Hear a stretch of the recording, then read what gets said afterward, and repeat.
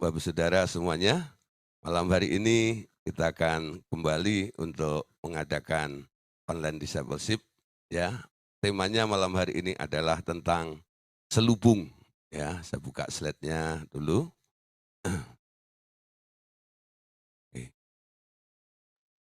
ya, tentang selubung ya. Nah, Bapak Saudara, bicara tentang selubung, kita mengerti ya, hal-hal yang terselubung itu kadang-kadang sulit untuk diterka, sulit untuk ditebak ya. Nah, hal-hal yang terselubung pun sesuatu yang ada, kalau kita ada di dalam selubung itu, kita juga tidak bisa mengerti keadaan di luar juga. Jadi selubung itu merupakan suatu penghambat. Selubung itu merupakan sebuah penghalang sebenarnya. Jadi malam hari ini kita akan bicara tentang masalah penghalang-penghalang ya, yaitu yang disebut selubung-selubung itu yang harus disingkirkan dalam kehidupan kita sebagai orang-orang yang percaya. Nah, Bapak Saudara, firman Allah mengingatkan kepada kita semuanya di dalam korelasi hubungan kita antar sesama dan antar Tuhan juga ya, dengan Tuhan juga. Kadang-kadang ada faktor tertentu yang membuat kita ada gap ya, ada sesuatu yang menghalangi kita sehingga tidak terjadi sesuatu yang bisa sesuai dengan apa yang Tuhan ingin kerjakan di dalam kehidupan kita ini. Nah, Bapak Saudara, mari kita lihat berikutnya ya. Nah, balok dan selumbar. Nah, ini juga merupakan hal yang sering disebut sebagai selubung dalam komunikasi atau selubung dalam pergaulan atau sebuah komunitas. Banyak masalah terjadi karena adanya balok dan selumbar yang ada di dalam diri seseorang. Istilah kerennya adalah balok di depan mata. Ya, di depan mata yang menutup pandangan kita seperti ini. Allah Bapa berkata begini, Saudara.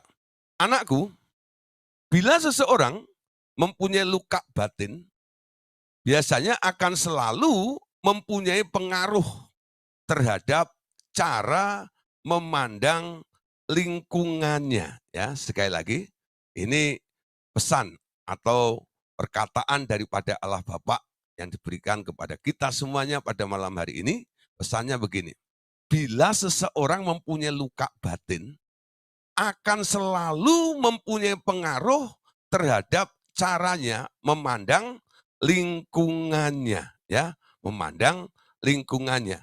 Nah, Bapak Saudara, kadang-kadang kita menemukan ada beberapa orang, ya, yang di sekitar kita, entah itu tetangga kita, entah itu keluarga kita, atau mungkin juga rekan-rekan kerja, ataupun mungkin juga satu jemaat dengan kita juga ya, satu perkumpulan dalam kul atau komsel, dalam kelas pemuridan dan sebagainya. Nah, ternyata ya di sini kita perhatikan ya, kadang-kadang ya terjadi Saudara, ada orang-orang yang ulahnya itu selalu bikin kita, loh ya, kamu itu memandang orang kok seperti itu gitu loh ya. Cara memandangnya selalu keliru. Padahal menurut beberapa orang sebenarnya nggak seperti itu. Kenapa orang memiliki pandangan yang buruk terhadap orang yang lain? Ternyata, Saudara, kebanyakan orang-orang yang selalu curiga, yang selalu kecewa, selalu marah, yang selalu ngomel dan nggak bisa terima dengan keadaan orang-orang di sekitarnya, itu tipe orang-orang yang luka batin. Ya, orang-orang yang luka batin, cara memandangnya dengan lingkungannya akan dipengaruhi dengan kondisi hatinya kalau nggak disembuhkan terlebih dahulu. Jadi dalam materi pelajaran kita mungkin dalam 1 atau 2, 3 hari ke depan, kita akan berbicara tentang penyembuhan luka-luka di dalam diri kita. Saya harap selain air hidup itu juga menyucikan kita semuanya, membersihkan kita dari hal-hal yang najis dalam hidup kita. Nah, semuanya sekarang akar dari persoalan yang muncul dari di dalam diri kita pun juga harus dibereskan. Sehingga Tuhan mau membuat kita jadi orang yang kudus dan yang sempurna itu sesuai dengan keinginannya akan cepat terjadi di dalam kehidupan kita ini. Amin. Nah, saudara, perhatikan di sini. Bagaimana ya seseorang dapat melihat apa yang aku lihat bila mata mereka selalu tertutup oleh balok dan selumbar di mata mereka. Masuk dalam kehendak Allah, masuk dalam rencana Allah, ya. Ini harus ditanggapi atau diterima, harus dilihat dan direspon dengan kondisi hati yang sudah disembuhkan dan dipulihkan, ya. Kalau tidak, orang-orang yang masih melihat seperti ya halnya orang yang matanya tertutup dengan balok itu nggak akan bisa mengerti rencana Tuhan di dalam kehidupan mereka, ya. Nah, Bapak Saudara, perhatikan di sini. Selalu ada hubungan antara cara mereka memandang dan luka batin yang sedang mereka alami tersebut, ya. Jadi ini saya kasih gambar ini, orangnya selalu gini, ya, menuduh, menuduh, menuduh, menuduh, menuduh, terus gitu ya. Nah, jadi menyalahkan orang aja seperti ini, ya.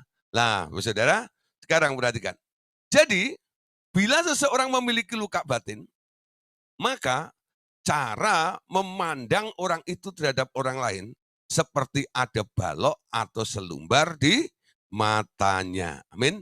Nah, Bapak Saudara, satu ayat ini mendasari pengertian kita untuk kita bahas malam hari ini. Kenapa Tuhan Yesus katakan dalam Matius 5 ayat yang ke-8, berbahagialah orang yang suci hatinya, karena mereka akan melihat Allah.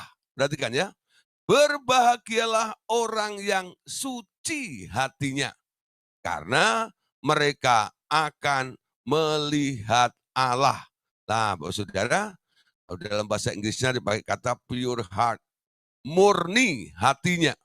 Berbahagialah orang yang murni atau suci hatinya, karena mereka akan melihat Allah.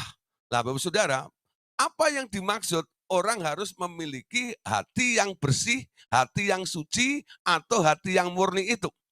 Hati yang penuh dengan luka, ya, karena adanya kekecewaan, luka, dan menimbulkan luka batin di dalam dirinya, itu hatinya cacat, hatinya kotor, isinya sampah melulu. Gak heran yang keluar dari mulutnya selalu cacian, cercaan, omelan, kritikan, seperti itu. Dia nggak bisa memuji orang lain, ya. Walaupun orang itu berhasil di depannya, yang dilihat itu, nah dia selalu cari celah untuk apa ya, menjelekkan orang tersebut. Umpama ya, ada orang berprestasi sampai akhirnya dia cepat mengalami peningkatan ya dalam pekerjaannya sampai akhirnya tahu-tahu diangkat jadi manajer begitu ya. Nah, karena dia terlalu cepat ya dan dia kalah seperti itu atau keadaannya dia lihat sepertinya dia nggak bisa terima dengan keadaan orang yang sedang mengalami hoki tadi itu, ya keberuntungan itu. Apa yang dia katakan? Itu pasti nih, ya. Ya macam-macam cara ngomongnya. Itu pasti menyuap bosnya, ya. Atau mungkin dia katakan itu pasti itu jadi istri simpenannya bosnya. Sehingga dia diangkat dia sampai punya posisi lebih cepat seperti itu. Omongannya selalu yang buruk, omongannya selalu yang jahat. Penilaiannya nggak pernah bersyukur melihat orang lain sukses. Semua pasti dikritik ya, semuanya pasti disalahkan. Nah, Bapak Saudara, kalau Anda menemukan orang-orang semacam itu, sekarang kita mulai mengerti. Ya, Anda juga jangan terus ikut marah, lalu Anda kecewa, jengkel dengan orang yang model seperti itu. Anda kena sampahnya juga namanya. Ya, jadi orang yang luka batin, dia bereaksi terhadap orang lain, Anda yang melihatnya, lalu Anda ikut kecewa, ikut marah, Anda kena sampah namanya. Nah sekarang kita mulai belajar, ya kenapa ada orang selalu berpikir buruk terhadap orang lain. Selalu berkomentar buruk dan jahat terhadap orang lain. itu pasti ada luka di dalam batinnya. Dan itu menjadi target untuk pelayanan kita. Amin. Sekarang kita mengerti ya. Jadi kalau kita lihat ada orang yang nyentrik, unik, bin ajaib seperti itu, ya sekarang Anda bersyukur ya. Haleluya. Ini target untuk dilayani. Aku akan sembuhkan orang ini. Ini pasti orang luka batinnya. Nah, biasanya kalau dikorek ya, nanti kalau Anda konseling dengan dia, pasti ada peristiwa masa lampau yang pernah membekas di dalam hatinya. Biasanya ya. Sehingga dia melihat semua orang itu cacat. Semua orang itu jahat. Semua orang itu buruk. Pandangannya seperti itu. Beda dengan Allah Bapa. Allah Bapa ketika memberikan perintah kepada Tuhan Yesus untuk menciptakan langit, bumi, dan segala isinya, semua yang diciptakan, yang dikerjakan itu selalu diakhiri dengan kata apa? Semuanya baik adanya. Amin. Jadi di mata Allah, di mata Tuhan Yesus, di mata Roh Kudus, semua ciptaannya ini adalah hal yang baik. Karena apa? Itu keluar dari ide Allah sendiri. Betul nggak? Aku yang ciptakan. Kalau ada yang gagal, kalau ada yang sedang rusak, itu bukan berarti dia jahat. Bukan berarti dia buruk. Bukan berarti dia itu gagal. Tuhan terus mengejar.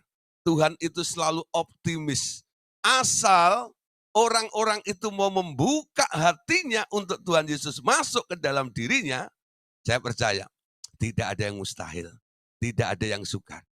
Pasti orang itu akan disembuhkannya. Betul nggak? Ya. Nah, kenapa Tuhan Yesus mau datang? Cara memandang orang, ya, dengan dia selalu berpikir, orang ini sebenarnya melakukan hal yang buruk ini bukan karena dia buruk. Karena ada sesuatu yang ada di dalamnya yang membuat dia buruk. Nah, kalau saya ambil hal yang buruk di dalam dirinya ini, orang itu pasti akan berubah menjadi baik. Amin. Nah, Bapak Saudara, kenapa kita harus menyembuhkan banyak orang-orang yang sedang mengalami luka batin? Tadi dikatakan Saudara bahwa orang-orang yang luka batin ini tidak bisa mengerti, tidak bisa selaras cara memandangnya seperti Allah sendiri memandang. Amin. Nah, sekarang kita perhatikan ya. Ayat berikutnya ini Matius pasal 7 ayat 3 sampai ayat yang keempat. Perhatikan, Tuhan Yesus menegur ahli Taurat dan orang-orang Farisi. Ya. Matius 7 ayat 3 sampai ayat yang keempat. Mengapakah engkau melihat selumbar di mata saudaramu, sedangkan balok di dalam matamu tidak engkau ketahui? Bagaimanakah engkau dapat berkata kepada saudaramu, biarlah aku mengeluarkan selumbar itu dari matamu, padahal ada balok di dalam matamu? Hai orang munafik, keluarkanlah dahulu balok dari matamu, maka engkau akan melihat dengan jelas untuk mengeluarkan selumbar itu dari mata saudaramu. Ya, perhatikan Bapak Saudara, Tuhan Yesus menegur ahli Taurat ini ya, dan orang-orang Farisi. Karena apa? Ahli Taurat, orang-orang Farisi ini selalu mencari kesalahan orang lain. Betul enggak? Dia merasa dirinya paling hebat. Dia merasa dirinya paling benar dibanding orang-orang lain. Contoh, ketika suatu hari orang Farisi ini berdoa. Tuhan Yesus memberitahu kepada murid-murid itu, ada dua pemandangan yang baik, yang buat contoh. Ada pemungut cukai ya, yang sedang berdoa karena dia merasa dirinya ini telah berlaku jahat dan curang. Akhirnya waktu dia menghadap dengan Allah, dia selalu datang kepada Allah dengan perasaan tidak layak di hadapan Allah itu. Ya, memohon pengampunan. Ya, nah sementara ahli Taurat atau orang Farisi ini, dia berdoa di jalan-jalan, di pasar-pasar sambil menengadah dengan suara yang keras. Doanya dipamerkan. Nah, lalu Tuhan Yesus tanya kepada murid-muridnya, menurut kamu, ya, doa siapa yang didengar? Ya doanya orang Farisi dong. Nah, itu cara memandangmu. Justru Doanya orang pemungut cukai itulah yang didengarnya. Karena apa? Doa yang disertai dengan penyesalan, keterbukaan hati di hadapan Tuhan. Dia datang kepada Tuhan dengan apa adanya. Beda dengan ahli Taurat, ya. Dia datang kepada Tuhan dengan ada apanya, bukan apa adanya. Semuanya serba diada-adakan. Di orang Farisi atau ahli Taurat itu paling hobinya suka mengada-ngada, ya. Dia pakai baju yang putih, jubah imam, ya. Dia tunjukkan bahwa dia berpuasa. Kalau dia memberi, dia tunjukkan juga semuanya. Doanya juga diucapkan dengan lantang supaya semua orang melihat. Dan isi doanya apa? Dia katakan, Tuhan, aku nggak kayak dia. Betul nggak? Kalau Anda baca itu ya, Tuhan, aku nggak kayak dia, aku ini orang baik, dia itu orang jahat, suka meres orang, suka ngambil duitnya orang, aku kan tidak. Nah, ngerti saudara? Tanpa disadari, kadang-kadang kita berlaku seperti itu bukan? Ya, kita menghakimi orang dengan gampang. Kita mendakwa orang dengan mudah. Ya, melihat ada orang salah, memang dia salah. Ya, kalau dilihat ada orang kadang-kadang ya, saya tegur gitu loh. Pak, tapi kan gini, dia kan memang salah. Betul, dia memang salah, saya bilang. Ya. Tapi kalau kamu memandang seperti itu, tidak bisa menerima dan berusaha untuk memulihkan orang itu, kamu juga salah. Saya bilang, tugas kita ini adalah menjadi garam dan terang di dunia ini untuk apa? Untuk mempengaruhi dan mengubah lingkungan kita. Nah, kalau ada orang yang jahat seperti itu, ya, Anda jangan pandang seperti Allah memandang, betul nggak? Perhatikan, Tuhan Yesus itu kadang-kadang disalah terimakan juga oleh orang-orang lain. Ketika Tuhan Yesus datang ke tempatnya Zakius, apa komentar daripada ahli Taurat orang Farisi? Dia katakan gini, kalau dia itu memang orang kudus, ya, bukan orang kudus pati yang sekarang banyak COVID-nya itu bukan, ya loh. Orang kudus, ya loh. Kalau dia itu memang anak Allah, dia itu Tuhan, ya, itu komentarnya. Dia pasti tahu dia duduk di rumah siapa itu. Betul nggak? Ketika Yesus ada di rumah Zakius itu, dihakimi oleh orang banyak. Apalagi ketika Tuhan Yesus diurapi oleh perempuan yang berdosa itu. Mereka langsung ribut.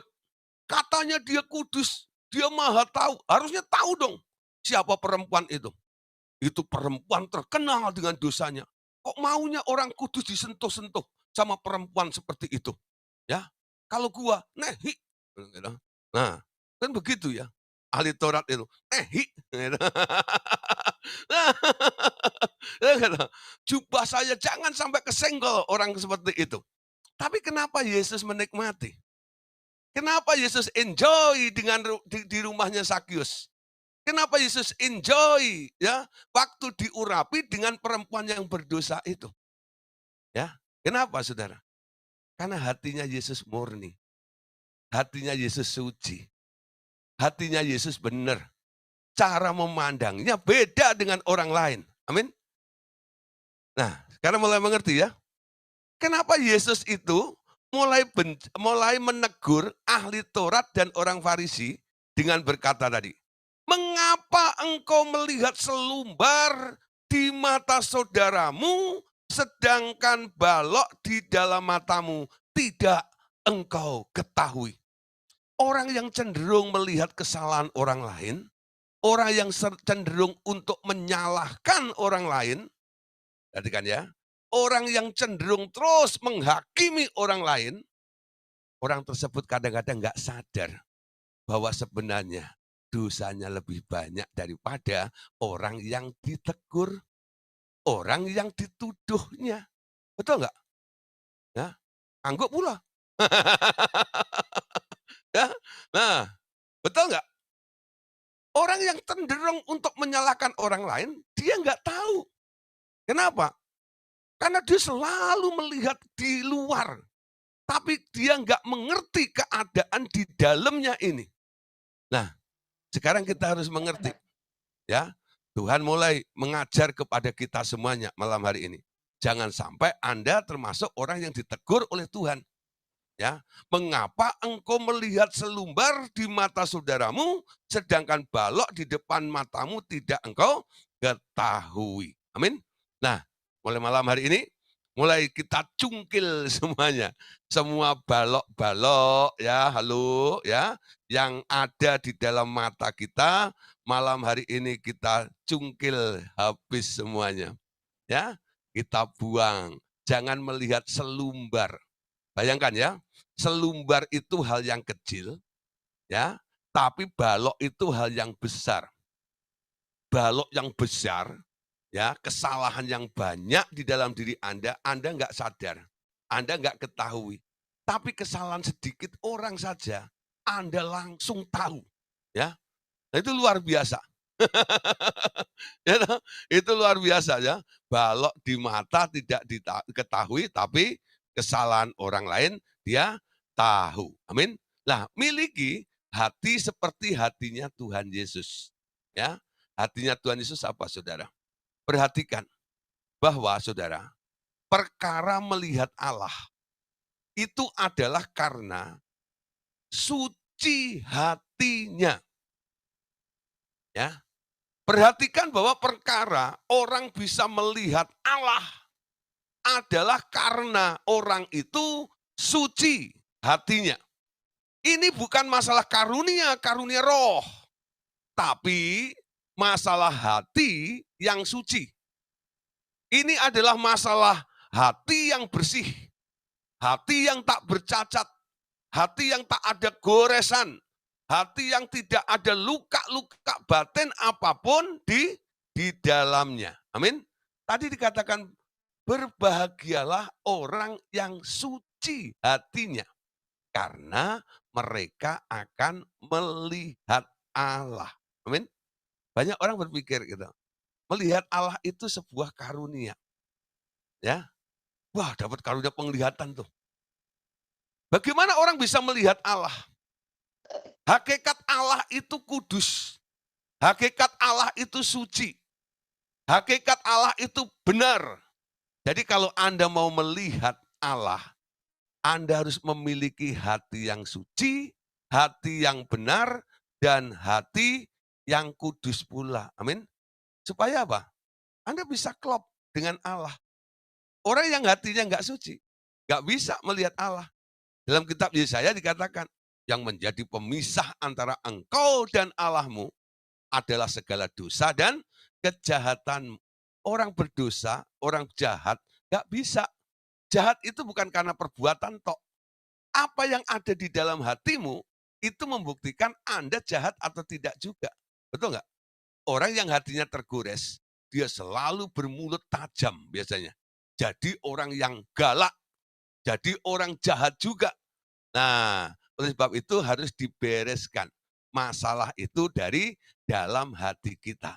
Buat hatimu suci, buat hatimu murni. Dengan apa? Buang semua sampah-sampah yang ada di dalam hati kita semuanya. Amin.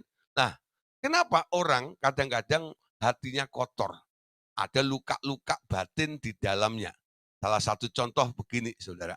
Ya, seorang yang tidak pernah mengenal kasih seorang ayah, ya, secara duniawi, biasanya akan sukar pula untuk mengerti tentang Allah Bapa. Jadi bagaimana seseorang dapat mentaati firman Tuhan, mereka bila mereka selalu mempunyai konsep yang salah tentang Bapak duniawi mereka itu. Ya, nah, Bapak Saudara, satu hari saya melayani seseorang. Ya, nah, ketika kami layani, lalu saya ajak berdoa. Lalu saya suruh dia tirukan saya berdoa. Nah, biasanya kalau saya berdoa, saya akan minta kepada Bapak Surgawi, ya. Nah, ketika saya bilang begini, yuk tirukan, Om berdoa ya. Lalu dia ikutin. Saya bilang ini, Tuhan Yesus. Dia ngikutin, Tuhan Yesus. Ya, Tuhan Yesus yang baik. Tuhan Yesus yang baik. Ya, Roh Kudus yang manis. Dia ikutin, Roh Kudus yang manis. Satu lagi saya sebut, Bapak Surgawi yang baik dan murah hati. Dia diam, sudah. Saya mulai, tiruin saya. Bapak Surgawi yang baik dan murah hati. Dia nggak mau niruin, sudah. Saya ulang lagi, ayo tiruin. Bapak Surgawi yang baik dan murah hati. Dia bungkem, sudah. Tangannya nutup mulutnya, gitu ya.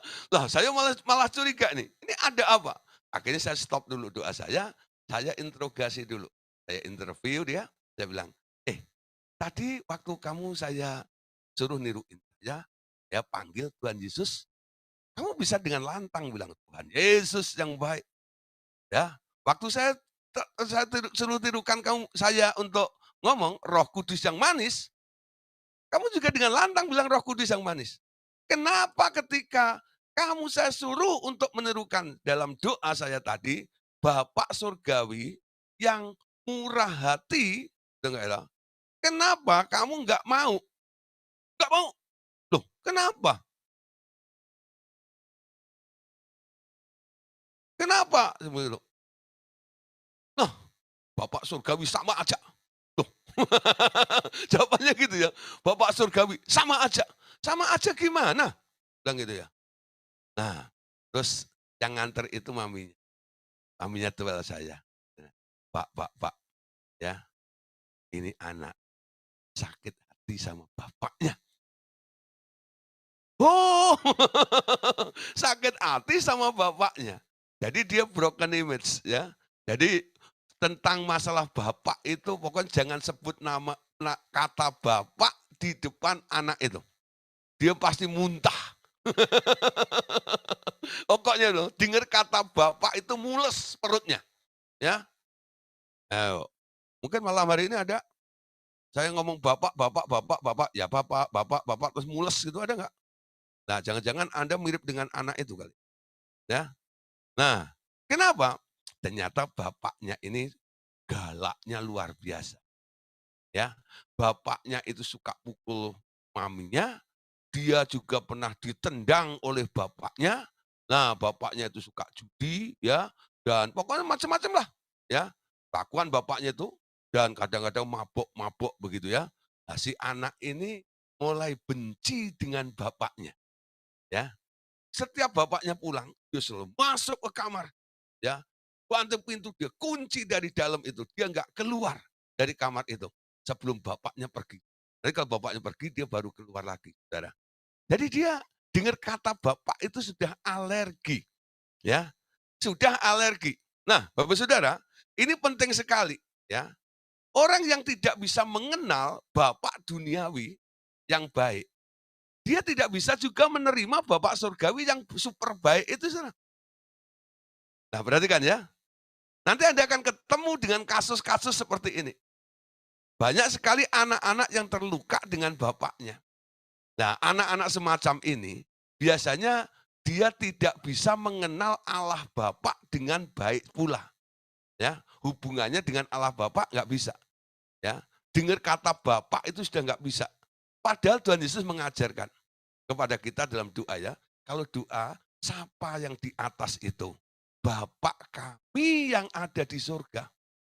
Bagaimana dia bisa sebut Bapa kalau dia nggak bisa menerima ya tentang figur seorang bapak ini. Nah, ini menjadi satu warning bagi bapak-bapak ini ya. Jangan sampai apa yang Anda perankan di dunia ini membuat anakmu ya tidak bisa mengenal kebaikan daripada Allah Bapa itu. Amin. Pada Bapak itu Bapak yang baik, Bapak yang luar biasa. Ya, citra daripada Allah Bapa itu dirusak oleh bapak-bapak di dunia ini. Amin. Nah, Maleakhi pasal 4 ayat 5. Ya. Tuhan Yesus datang salah satunya, dia memulihkan keadaan manusia. Dikatakan Maleakhi 4 ayat 5, sesungguhnya Aku akan mengutus Nabi Elia kepadamu menjelang datangnya hari Tuhan yang besar dan dahsyat itu. Maka ia akan membuat hati bapak-bapak berbalik kepada anak-anaknya dan hati anak-anak kepada bapaknya. Supaya jangan aku datang memukul bumi sehingga musnah. Perhatikan ya. Nah, sesungguhnya aku akan mengutus Nabi Elia kepadamu menjelang datangnya hari Tuhan yang besar dan dahsyat itu. Nah, kalau kita lihat Maleakhi 4 ayat 5. Kitab Maleakhi itu ditulis setelah Elia, bukan? Elia itu ada di raja-raja gitu loh. Maleakhi itu sudah mendekati ya kisah tentang perjanjian baru, betul nggak? Jadi batas antara perjanjian baru dan perjanjian lama, Alkitab bagian perjanjian lama itu buku terakhirnya adalah Maleakhi. Kalau yang nggak tahu Maleakhi itu keterlaluan, ya saya percaya. Kenapa keterlaluannya? Pasti Anda jarang ke gereja. Ya, tidak ada gereja yang tidak menulis Maleakhi. Maleakhi 3:10 maksud saya. Semua kitab Maleakhi itu pasti semua orang pasti pernah baca. Kenapa? Itu ditulis besar-besar di dalam kotak, ditaruh di depan. Kalau enggak ditaruh ditulis di amplop tiap minggu terakhir dibagikan kepada Anda untuk dibawa minggu pertama. Betul enggak? Nah, sambil diingatkan ya, saudara, awas. Ditulis loh, pakai nomor seri loh. Nah, lo enggak, nah. Kalau enggak diteleponin, lo enggak ya. Ada yang rajin nelponin orang yang enggak bayar persepuluhan, lo enggak ya. Nah, kok enggak bayar, kenapa? Segala macam. Ingat ya, Maleakhi. Jadi kitab Maleakhi bukan asing lagi ya. Maleakhi itu ditulis setelah zaman Elia. Tapi ayat tadi agak unik ya, agak aneh sedikit gini. Aku akan mengutus Nabi Elia kepadamu. Sebenarnya bukan Nabi Elia. Kalau Anda baca dalam kitab Matius ya, di situ dikatakan bahwa sebenarnya dimaksud oleh Maleakhi 4 ayat 5 ini adalah munculnya atau lahirnya Yohanes Pembaptis. Tugas Yohanes Pembaptis apa?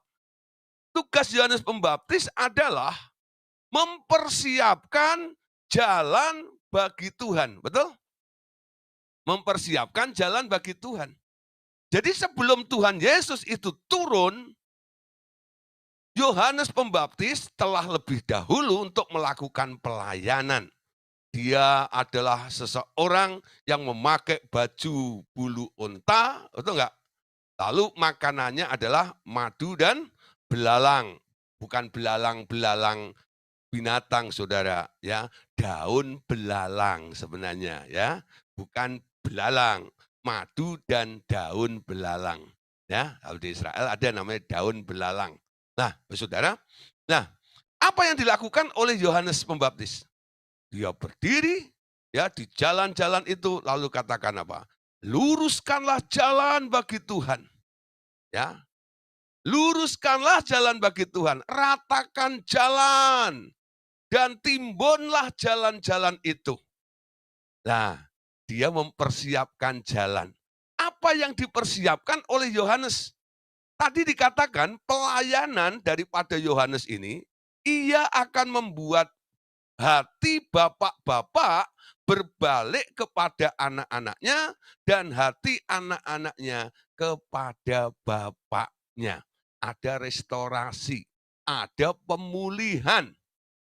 Ya, pemulihan. Pemulihan hati bapak. Bapak-bapak kembali kepada anaknya dan anak-anaknya kembali kepada bapaknya. Nah, saudara, perhatikan. Kalau ada kondisi seperti ini, siapa yang lebih dulu aktif untuk melakukan sesuatu supaya terjadi pemulihan? Disebut tadi, hati bapak-bapak ya berbalik kepada anaknya dan hati anak-anaknya kepada bapaknya. Nah, bapak-bapak saudara ya, Kalau Anda melihat anakmu pernah luka dengan Anda jangan keraskan hatimu dengan berkata, mana ada orang tua minta maaf kepada anak. Anak itu harus minta maaf kepada orang tua. Ya, nah di sini kita beda, saudara. Ya, bapak-bapak harus menyadari lebih dahulu. Turunkan gengsimu, Anda datangi anakmu, lalu Anda minta ampun dengan anakmu. Akan terjadi rekonsiliasi, akan terjadi pemulihan, ada restorasi terjadi. Amin. Nah, pulihkan hati bapak ini. Supaya apa? Anak-anak atau orang yang mengalami pemulihan, citra daripada bapak yang pulih ini membuat orang bisa kembali untuk berhubungan dengan bapak yang di surga lagi. Kalau nggak ada hubungan dengan Allah Bapa, orang tersebut tidak akan mengalami blessing. Tidak pernah mengalami hal yang baik. Karena apa? Putus hubungan dengan Allah. Nah, penulis buku ya Pak Andreas, dia pernah Allah Bapa berkata pada beliau begini. Engkau masih ingat ketika salah satu anak buahmu minta dibersihkan dalam doa pelepasan. Karena bapaknya telah meninggalkan keluarganya ketika ia masih kecil. Ia tak mempunyai hubungan yang baik dengan bapaknya. Ya, nah, apa yang dilakukan? Engkau telah melakukan tindakan tepat dengan menjadikan dirimu sebagai pengganti bapaknya. Dan setelah itu, ia mengalami kelepasan yang sangat indah. Lalu ia mulai melihat vision kereta berapi di surga yang membawa Elia naik ke surga. Sejak itu mata rohnya terbuka dan sampai sekarang itu yang menjadi andalannya dalam melayani Tuhan. Nah, saudara, terus sedikit ya. Aku sebenarnya ingin semua orang mengalami pemulihan sempurna seperti itu. Agar mereka mulai mampu melihat dunia rohku dan menjadi pewaris-pewaris kerajaan yang mewarisi semua kekayaanku. Jadi, hal ini amat penting untuk diketahui sampai jelas agar engkau dapat memulihkan setiap orang dengan sempurna. Nah, Bapak Saudara, satu kali Pak Andreas itu ngalami seperti apa yang disaksikan tadi itu. Ya, ada orang dilayani, ternyata anak ini luka dengan bapaknya. Lalu Pak Andreas ambil sikap, anak itu diangkat jadi anaknya. Ya, diakui jadi anaknya. Oke, kalau kamu tidak bisa melihat bapakmu di dunia itu, karena bapakmu jahat seperti itu, mau enggak kalau sekarang kamu jadi anakku? Sekarang kamu punya bapak yang baik kan? Dia bilang, mau gitu ya. Nah setelah diangkat jadi anak, sekarang dia punya figur bapak. Setiap ketemu Pak Andreas, ya, dia mulai melihat, oh bapak, ada bapak yang baik ya, yang selalu menasihati orang, selalu doain orang. Oh ini bapak yang baik seperti itu. Lama-lama, hatinya dipulihkan. Dan apa yang terjadi? Ada perubahan yang dahsyat dalam pertumbuhan rohaninya. Mata rohnya terbuka.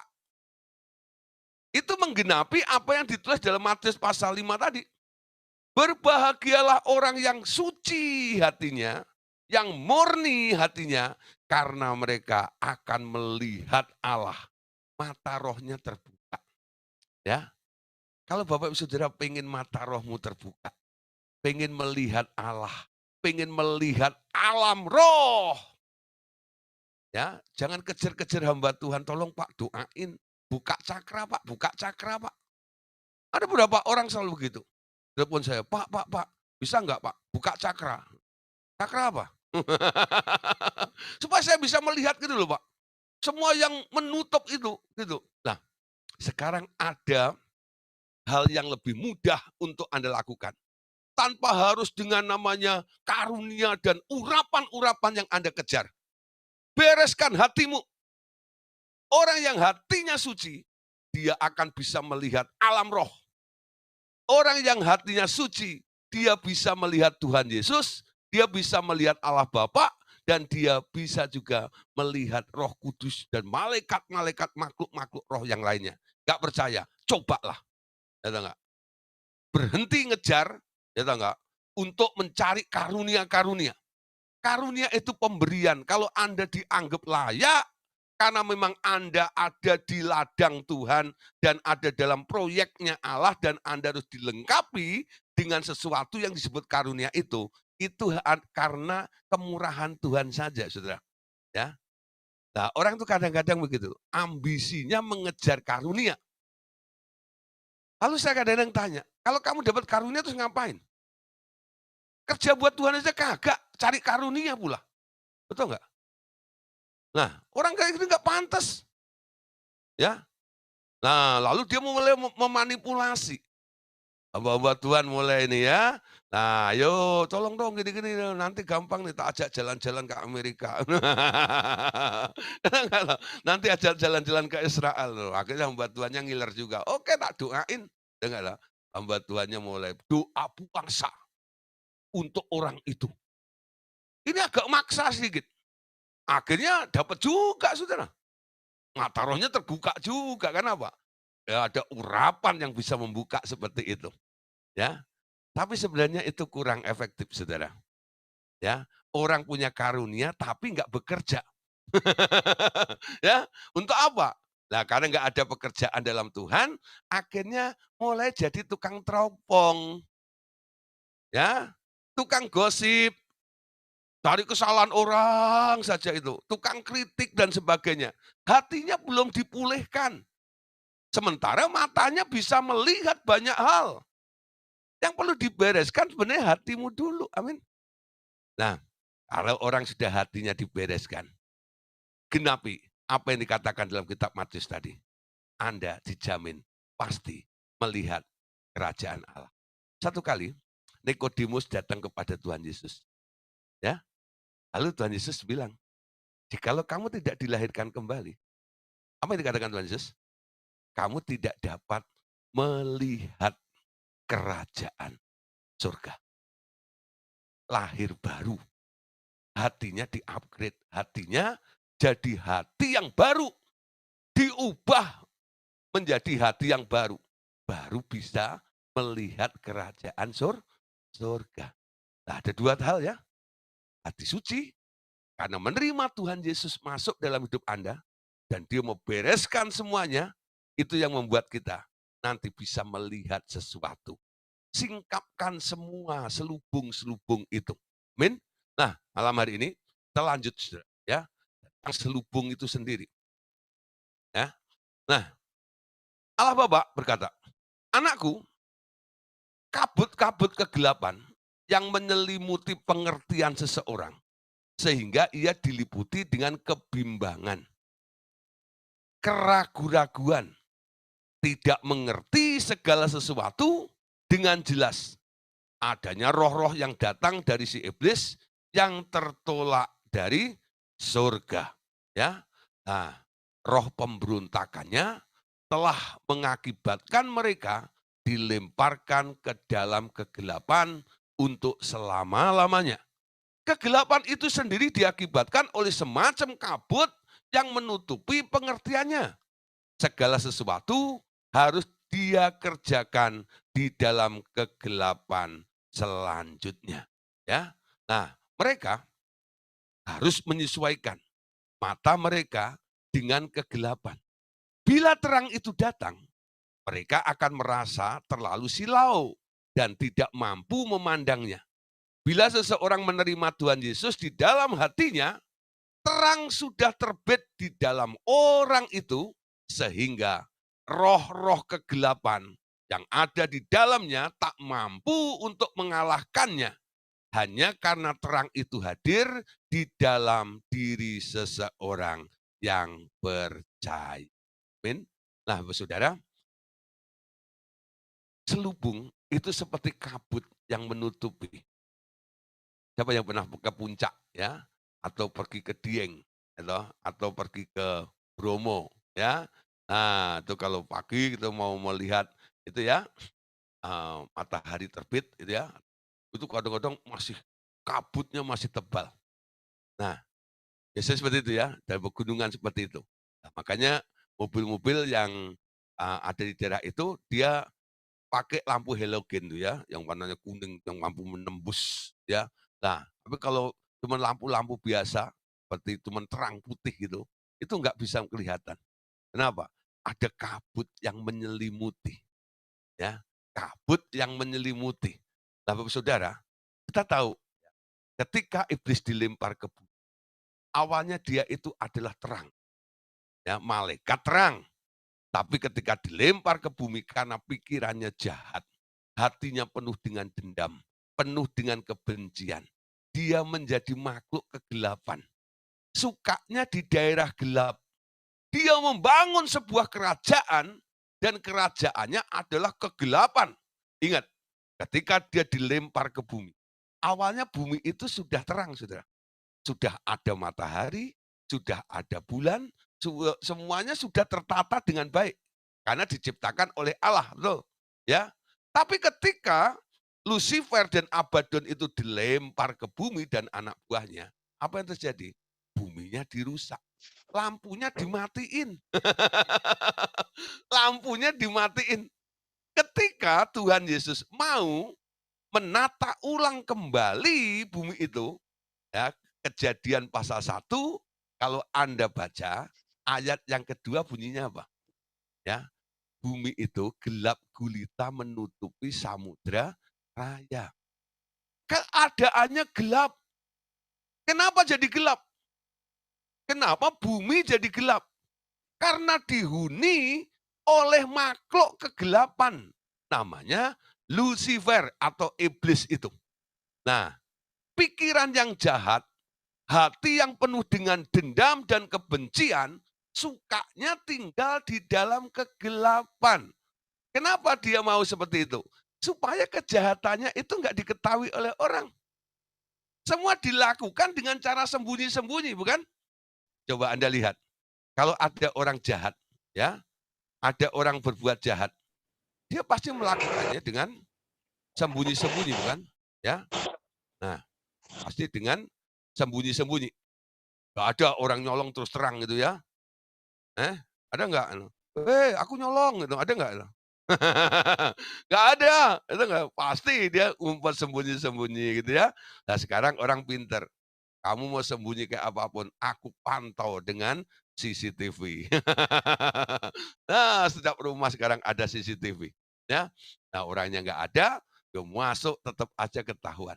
Ya, nah Bapak Saudara, perbuatan kegelapan, perbuatan kejahatan dilakukan di dalam kegelapan itu. Nah, kenapa? Karena seperti kabut yang telah menutupi mata manusia ini, sehingga dia tidak tahu tentang hal yang baik. Terang Allah datang untuk menerangi, sehingga kejahatan itu harus dikalahkannya. Amin. Baca Yohanes 1 ayat 4 sampai ayat yang kelima. Ya. Yohanes 1 ayat 4 sampai ayat yang kelima.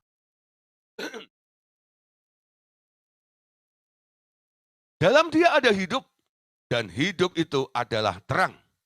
Terang itu bercahaya di dalam kegelapan, dan kegelapan itu tidak menguasainya. Amin. Nah, di dalam Yesus ada hidup, dan hidup itu adalah terang. Ya, hidup itu adalah terang. Terang itu bercahaya dalam kegelapan, dan kegelapan tidak menguasainya. Nah, itulah saudara, orang-orang yang menerima Tuhan Yesus masuk ke dalam hatinya, ya, biasanya orang-orang tersebut menerima terang di dalam dirinya, ya, sehingga terang itu terpancar, mulai menyala di dalam dirinya. Terima Yesus, terima terang. Ketika terang itu datang, ada hukum. Di sini katakan, di dalam dia ada hidup, dan hidup itu adalah terang. Ayat 5 itu hukumnya. Hukum di alam roh. Dikatakan gini, terang itu bercahaya di dalam kegelapan, dan kegelapan itu tidak menguasainya. Amin. Jadi bagaimana mengusir hal yang gelap di dalam diri Anda ini? Hadirkan terang. Ya, hadirkan Yesus masuk.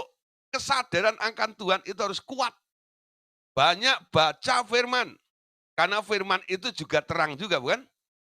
Firman-Mu terang bagi kakiku, betul nggak ya? Nah, terang bagi jalanku. Firman itu terang juga bagi kita semuanya. Untuk apa? Menelanjangi kegelapan. Amin. Nah, Bapak Saudara, kenapa terang itu harus mengusir kegelapan? Kalau orang hidup dalam kegelapan, ya, nanti keadaannya akan tambah buruk biasanya, ya. Kegelapan itu serupa, ya. Kegelapan serupa itu akan menutupi pandangan seseorang yang membuka hubungannya dengan si iblis, ya. Jadi kegelapan itu akses untuk orang akan berhubungan dengan si iblis nantinya. Kan lihat bahwa di kalangan orang Israel muncul begitu banyak nabi-nabi, ya. Karena sejak semula mereka mengikuti tradisi yang kutanamkan di dalam bangsa itu untuk tidak, ya, untuk tidak menyembah berhala apapun kecuali Yehova, ya, kecuali Yehova. Nah, Saudara, bangsa Indonesia, ya, justru sebaliknya. Mereka sejak dahulu menyembah apa saja, seperti orang-orang Kanaan sebelum mereka dimusnahkan. Dan imajinasi mereka penuh dengan hal-hal yang najis dan telah kuserahkan kepada si jahat. Ya, Bapak Saudara, kenapa Tuhan ini sering menurunkan atau memilih beberapa orang ditunjuk untuk menjadi nabinya? Karena bangsa Israel itu sering jatuh di dalam penyembahan berhala. Kenapa dia menyembah berhala? Nah, dia suka hidup dalam kegelapan. Awalnya Tuhan sudah mengingatkan, kalau kamu aku bawa masuk ke negeri yang kujanjikan itu, jangan berlaku busuk dengan mengikuti tradisi, tata cara, ya enggak? Dari bangsa-bangsa di sekitar itu. Ya. Nah, tapi bangsa Israel itu selalu condong hatinya ke sana. Satu kali terjadi hal yang sangat memalukan, sehingga perjanjian dengan Allah ini akhirnya batal.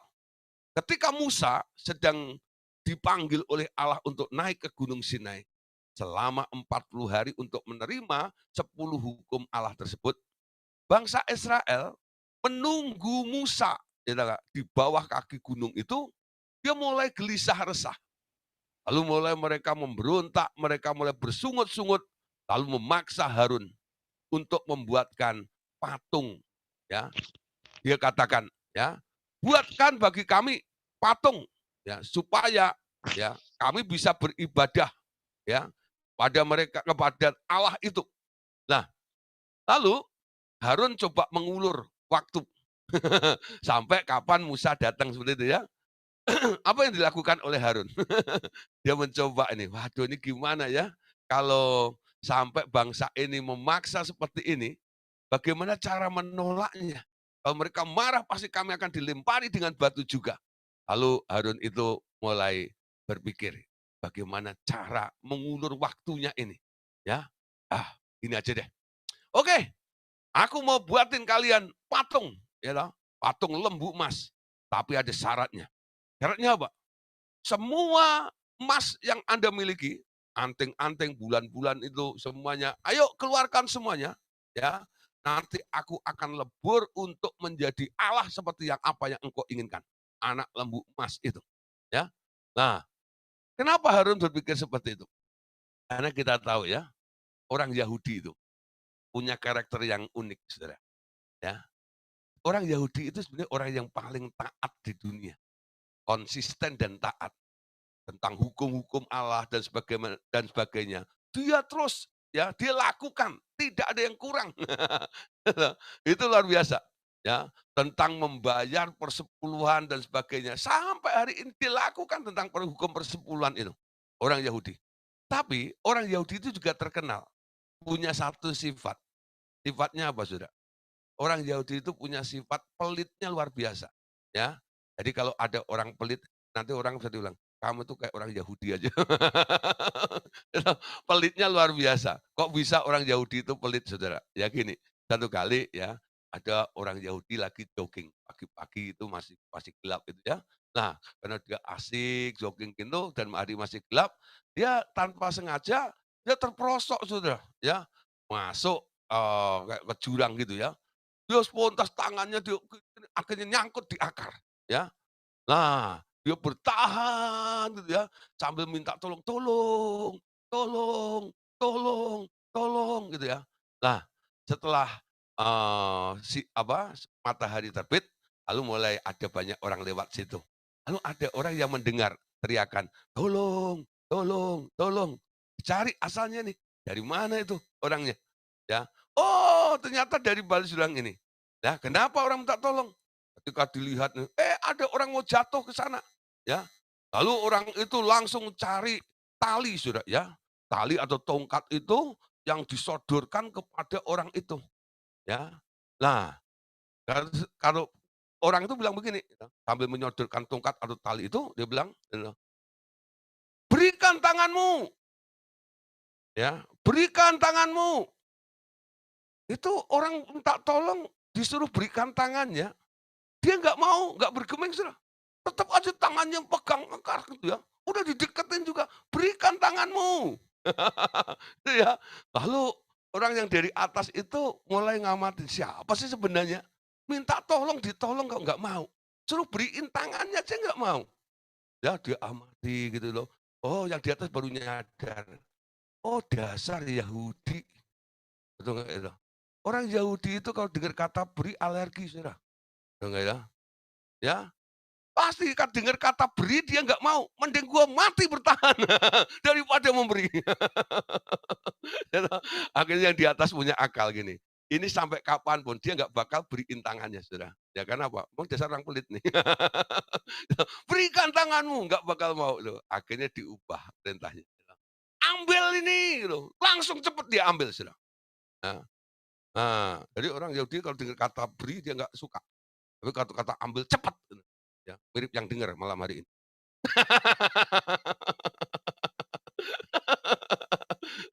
Dasar Yahudi. Nah, supaya nggak terlalu tegang dulu. Itu cerita Yahudi. Ya, nah nah, kira-kira begitu. Nah, kembali kepada Harun tadi ya. Harun tuh pikir, ini kan orang Yahudi punya karakter sifatnya salah satunya adalah hemat gitu loh, pelit gitu ya. Oke deh, aku minta aja emasnya. Pasti dia nanti akan mikir ya. Tapi perhitungan ya dari Harun itu meleset. Ketika disuruh keluarkan emas-emas semua itu, mereka nggak hitungan lagi, Saudara. Semua dikeluarkan, Harun bingung dah. Akhirnya terpaksa bikin patung lembu emas itu dan disembah oleh mereka. Ya, ketika bangsa ini sudah masuk dalam penyembahan berhala, Allah usir Musa. Ya, Musa, cepat turun. Bangsa itu sudah berkhianat. Dia bilang gitu. Ada Musa itu ya masih nyanyi satu lagu. Ku ingin tetap di sini. Gitu. Menikmati hadirmu. Ya, menikmati hadirmu Tuhan. Gitu ya. Lah, masih pengen menikmati hadirat Tuhan di situ. Ya, lah lebih baik satu hari di pelataran. Musa tuh lagi nyanyi lagu itu. Tapi Tuhan bilang loh, sana pergi. Gitu kan ya. Musa akhirnya ya dia turun waktu dia melihat bangsa itu telah berkhianat. Dua lobat patahkan oleh Musa. Ya, bangsa itu cenderung untuk apa? Untuk jatuh ke dalam penyembahan berhala itu. Nah, apa sih sebenarnya yang menyebabkan mereka? Nah, ini Saudara, ini adalah perebutan, penyembahan antara terang dan gelap. Rajanya beda. Di dalam terang orang menyembah Bapa. Amin. Tapi di dalam kegelapan ada raja kegelapan yang memang pengen disembah. Nah, ya. Nah, nanti puncaknya ya mereka akan apa? akan adu, enggak tahu, siapa sebenarnya yang pantas disembah dan layak disembah itu nanti. Nah, ini antara terang dan gelap ini sebenarnya sedang bertempur. Siapa yang menang untuk bisa disembah nantinya. Bapak Ibu Saudara, perhatikan ya, karena keinginan-keinginan untuk masuk ke dalam kegelapan ini, itu akhirnya mempengaruhi. Selubung itu bukan hanya masuk di hati, tapi mulai juga merambah ke area pikiran. Ya, orang yang hatinya gelap bukan hanya ngomong yang jahat atau ngomong yang buruk, tapi mulai berpikir yang jahat juga, berpikir yang buruk juga, ya. Nah, orang bilang narsis. Nah, itu ya. Nah, itu. Kenapa seperti itu? Perhatikan, Paulus katakan dalam kitab Roma pasal 1. Roma pasal 1 ayat 25 sampai ayat yang ke-27. Memang mereka menggantikan kebenaran Allah dengan dusta dan memuja dan menyembah makhluk dengan melupakan penciptanya yang harus dipuji selama-lamanya. Karena itu Allah menyerahkan mereka kepada hawa nafsu yang memalukan. Sebab istri-istri mereka menggantikan persetubuhan yang wajar dengan yang tak wajar. Demikian juga laki-laki meninggalkan persetubuhan yang wajar dengan perempuan dan menyala-nyala dalam birahi seorang terhadap yang lain. Sehingga mereka berbuat mesum laki-laki dengan laki-laki dan karena itu mereka menerima dalam diri mereka balasan ya yang setimpal untuk kesesatan mereka dan menyerahkan mereka pada hawa nafsu yang memalukan ya. Nah, ayat berikutnya Saudara, ayat 28-nya sampai ayat 31. Dan karena mereka tidak merasa perlu untuk mengakui Allah, maka Allah menyerahkan mereka kepada apa? Pikiran-pikiran yang terkutuk. Sehingga mereka melakukan apa yang tidak pantas, penuh dengan rupa-rupa kelaliman, kejahatan, keserakahan, dan kebusukan, penuh dengan dengki, pembunuhan, perselisihan, tipu muslihat, dan kefasikan. Mereka adalah pengumpat, ya, pemfitnah, pembenci Allah, kurang ajar, congkak, sombong, pandai dalam kejahatan, tidak taat kepada orang tua, tidak berakal budi, ya, tidak taat kepada orang tua, tidak berakal budi, tidak setia, tidak penyayang, tidak mengenal belas kasihan. Ya, akibat dari pikiran-pikiran yang terkutuk, ini ayat 29 sampai 31 ini Saudara. Ya, hitung sendiri. Melakukan apa yang tidak pantas, penuh rupa-rupa kekelaliman, ya. Kejahatan sampai banyak hal yang dicontohkan oleh Paulus dalam Roma 1 ayat 28 sampai 31 ini, ya. Nah, sekarang ayat 32-nya. Sebab walaupun mereka mengetahui tuntutan-tuntutan hukum Allah, yaitu bahwa setiap orang yang melakukan hal demikian patut dihukum mati, mereka bukan saja melakukannya sendiri, tetapi mereka juga setuju dengan orang-orang yang melakukannya. Jadi pikiran jahat, hati yang jahat, omongan yang jahat, yang keluar dari hati yang nggak murni tadi itu nanti bisa mulai merambah, menular kepada lingkungannya. Ya, tadi Paulus katakan, ya, jangan bergaul ya dengan orang-orang yang begitu, orang fasik. Nanti kamu jadi fasik. Jadi pergaulan yang buruk merusak kebiasaan yang baik juga, ya. Nah, oleh sebab itu malam hari ini cepat adakan pemberesan. Jadi yang kita bahas tentang malam hari ini adalah masalah balok di mata itu dulu, ya.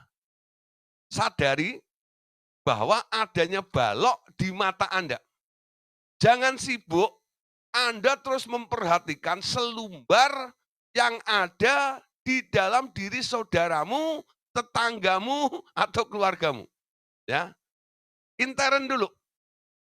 Nah, di RTM nggak diajarkan introspeksi, tapi ada Roh Kudus di dalam diri Anda, Roh Kudus yang akan menyelidiki segala sesuatu. Anda boleh tanya Roh Kudus, ya, selidiki hatiku Tuhan. Lihat hatiku, apakah ada yang nggak beres, apakah ada yang nggak benar, nyatakan. Ya, mulai pemberesan dari hati kita. Aku mau punya hati yang murni. Aku mau punya hati yang suci. Supaya aku bisa menggenapi apa yang tertulis di dalam Matius pasal 5 tadi. Dalam khotbah di bukit, Yesus berkata, berbahagialah orang yang suci hatinya, karena mereka yang akan melihat Allah. Amin. Di mata roh. Suatu yang disingkapkan. Karena terang itu berdampak di dalam kehidupan kita semuanya. Amin. Nah, perhatikan di sini. Perhatikan bahwa orang yang memandang anakku seperti Musa, ya, akan bercahaya mukanya. Sehingga orang lain tidak akan mampu melihat dia. Terlebih yang telah mendekat kepadaku secara pribadi. Terangnya akan bertambah-tambah seperti muka anakku. Ini Allah Bapa menjanjikannya malam hari ini. Ya, coba perhatikan, orang yang memandang anakku, kata Allah Bapa, jadi memandang Tuhan Yesus. Siapa yang pernah memandang Tuhan Yesus? Musa. Ya, seperti halnya Musa, akan bercahaya mukanya. Sehingga orang lain tidak akan mampu melihat dia. Terlebih lagi, kalau orang-orang itu, ya, mereka benar-benar punya pengalaman pribadi dengan Tuhan. Orang tersebut akan lebih daripada Musa.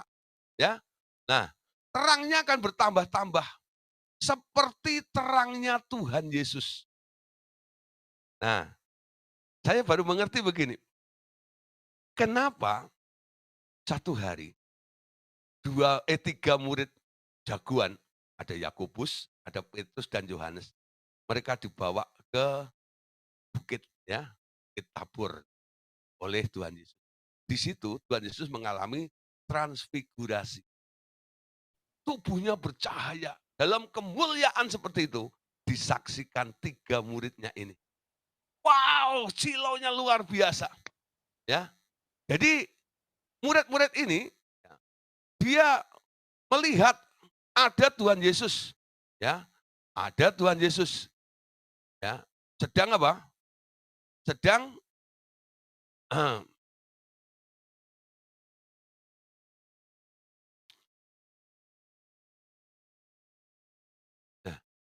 ya, ada Tuhan Yesus, ya, yang sedang mengalami transfigurasi. Mereka melihat kemuliaan yang terjadi di dalam Tuhan Yesus tersebut. Ya. Nah, apa yang terjadi, Saudara?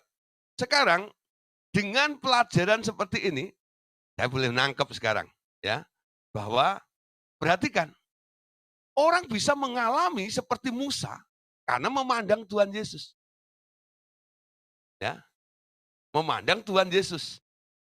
Itu saja Musa turun, bangsa Israel bilang apa? Pak Musa, Musa, Musa, tutupin tuh mukamu. Kenapa? Mereka bilang, Silomen, gitu ya. Bukan karena Musa itu butak bukan, gitu ya. Silomen, bukan.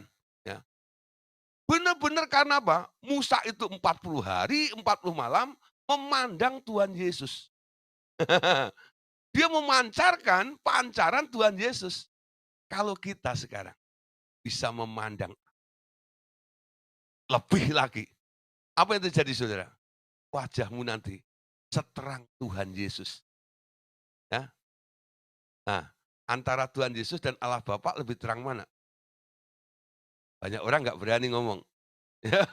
Takut kualat katanya. Lebih terang mana? Allah Bapa dan Tuhan Yesus. Kalau Anda kutip dalam kitab Wahyu, nanti di kerajaan 1000 tahun, sorry, di langit baru, bumi baru. Ya. Nah, di kota Allah yang kudus itu, nanti Allah Bapa akan menjadi matahari, tahu nggak? Dan Tuhan Yesus jadi lampunya. Jadi Allah Bapa lebih gede. Jadi kalau kita bisa melihat Allah, Anda boleh mengalami, ya, kemuliaan, memiliki terang yang sama dengan Tuhan Yesus juga. Nah, kan memang Anda mau diubah jadi seperti Tuhan Yesus, bukan? Paham nggak maksud saya? Anda diubah menjadi seperti Tuhan Yesus kan ya? Predestinasinya kan seperti itu. Diubah menjadi serupa dengan gambaran anaknya. Ya, ya.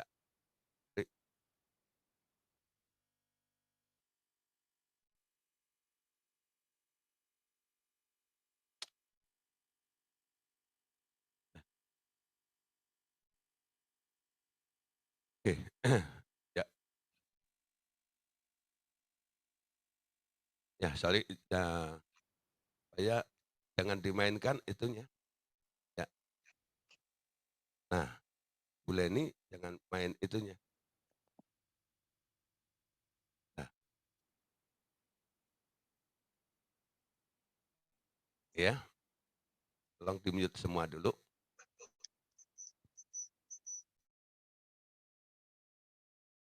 Ya.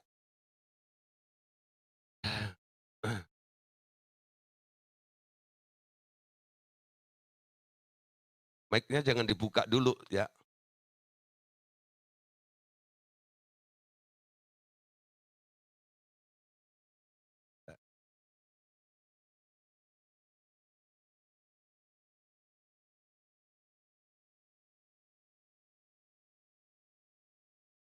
Ya, oke.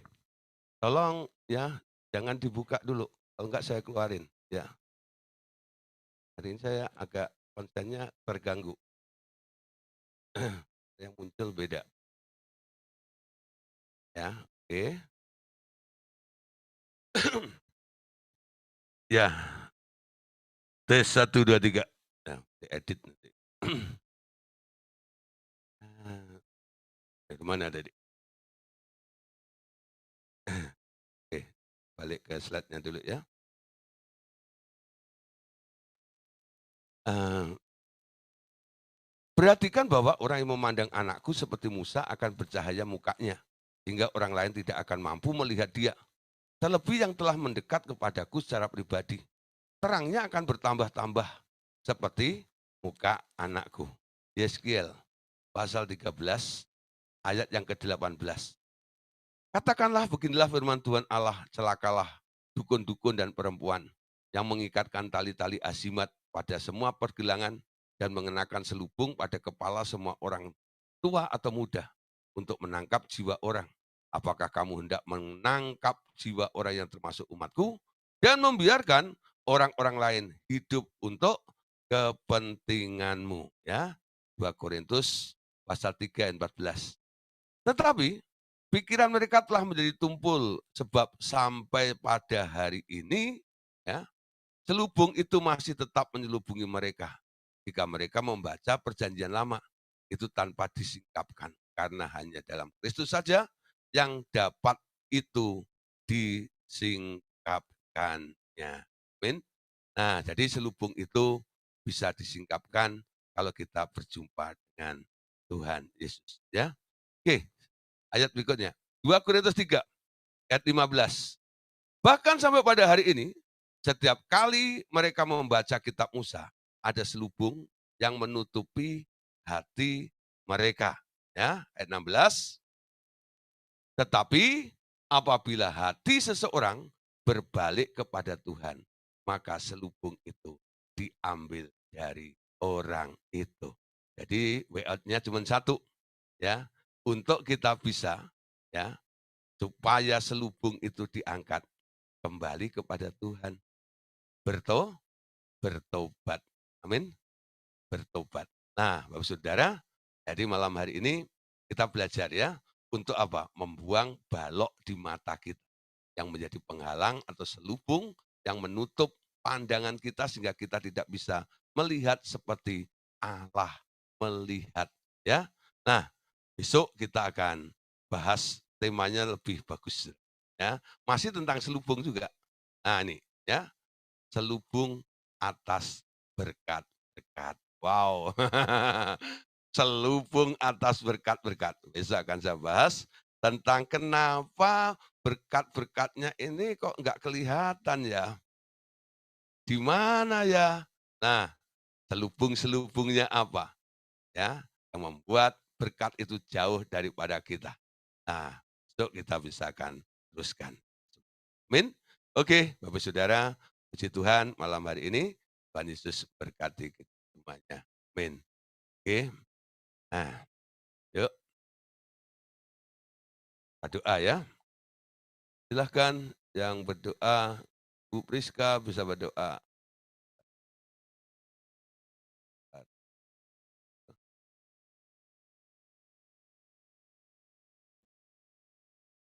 Silakan. Ya. Mari Bapak Ibu kita satu dalam doa. Bapa di dalam surga, sungguh kami mengucap syukur, terima kasih untuk malam hari ini kami boleh belajar akan kebenaran firman-Mu. Biarlah firman ini yang terus menjadi kekuatan buat kami, supaya kami terus berjalan di dalam kebenaran-Mu. Engkau buang balok di mata kami ya Tuhan, yang tidak berkenan di hadapan-Mu. Kiranya Roh Kudus, Engkau yang senantiasa memampukan kami untuk senantiasa hidup suci di hadapan-Mu dan memiliki hati yang penuh kerinduan untuk selalu belajar akan kebenaran firman-Mu. Kami percaya Roh Kudus Engkau yang akan menyingkapkan segala sesuatu di dalam hati kami, bila mana hati kami memiliki suatu selubung yang tidak berkenan di hadapan-Mu. Kiranya Roh Kudus Engkau yang akan menyucikan dan menguduskan setiap hati kami, juga pikiran-pikiran kami. Terima kasih Tuhan Yesus. Kami berdoa juga buat untuk Pastor Gideon yang sudah membimbing kami pada malam hari ini. Kiranya Tuhan Kau tambah-tambahkan hikmat, pencerahan, pewahyuan dari-Mu Bapa, sehingga Pastor Gideon ini semakin hari Engkau pakai semakin dahsyat dan luar biasa, menjadi teladan, menjadi berkat banyak orang. Terima kasih Tuhan, Engkau berkati keluarganya, beri kekuatan, kesehatan, dan Engkau tambah-tambahkan berkat, kelimpahan dari-Mu. Sebentar, bila mana kami akan